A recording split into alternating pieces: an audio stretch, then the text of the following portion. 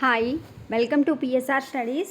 ఈరోజు తెలంగాణ ఐసెట్ 2024 కౌన్సిలింగ్లో web options A విధంగా పెట్టుకోవాలి, మీ ర్యాంకుకి ఏ కాలేజీలో సీట్ వస్తుంది చూసి వెబ్ ఆప్షన్స్ ఏ విధంగా పెట్టుకోవాలనేది ఈ వీడియోలో చూపిస్తాను. అదేవిధంగా ఎన్ని కాలేజెస్ వెబ్ ఆప్షన్స్ పెట్టుకోవచ్చు పూర్తి వివరాలు తెలుసుకుందాం. వీడియో చూస్తున్నారు బట్ లైక్ చేయట్లేదండి, ప్లీజ్ అండి వీడియోని తప్పకుండా లైక్ చేయండి, ఛానల్ని సబ్స్క్రైబ్ చేసుకోండి.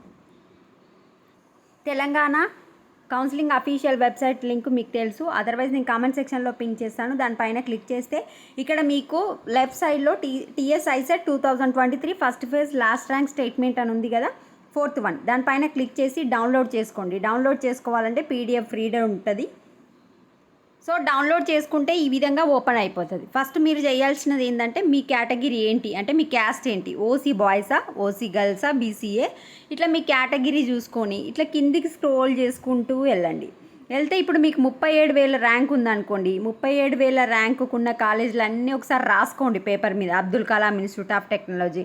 ఇంకా 37,000 కింద ఏమేమి కనిపిస్తున్నాయి మనకు, Anurag engineering college, next Avanthis PG colleges, 33,000లో అరబిందో కాలేజ్ ఆఫ్ ఇంజనీరింగ్, 31,000కి ఇట్లా మీకు వచ్చిన ర్యాంకుకి 2-3,000 అంటే 37,000. ఇప్పుడు ఫర్ ఎగ్జాంపుల్ 37,000 వచ్చిందనుకోండి, 35,000 నుంచి 37,000 ఉన్న అన్ని కాలేజెస్ పెట్టుకోండి.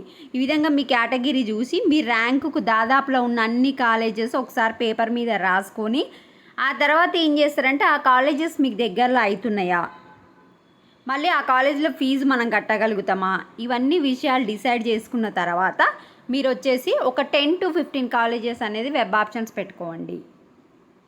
మనకి ఇక్కడ కూడా అదే ఇచ్చారు చూడండి. Candidate has to exercise as many options as possible to avoid the disappointment of not getting a seat. ఎక్కువ వెబ్ ఆప్షన్లు పెట్టుకోండి, తప్పకుండా మీకు సీట్ వస్తుంది. 2-3 కాలేజీలు పెట్టుకుంటే మాత్రం రావడం కొంచెం కష్టంగానే ఉంటుంది. ఫస్ట్ ఫేజ్ కౌన్సిలింగ్లోనే సీట్స్ అన్నీ అయిపోతాయి. సెకండ్ ఫేజ్లో ఎంసీఏ వాళ్ళకైతే మ్యాక్సిమం మిగలదు, ఒక 100 to 200 సీట్లు మిగులుతాయి.